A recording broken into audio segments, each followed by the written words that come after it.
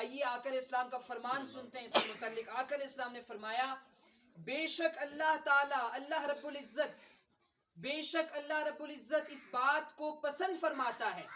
پھر دہراتا ہوں, بے شک اللہ پاک اس بات کو پسند فرماتا ہے کہ قرآن مجید کو اسی طرح پڑھا جائے جس طرح اس نے اس کو نازل کیا ہے. سبحان اللہ.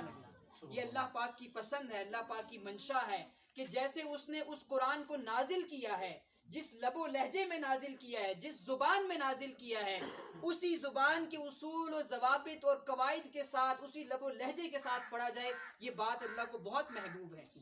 یہ آقا علیہ السلام کا فرمان.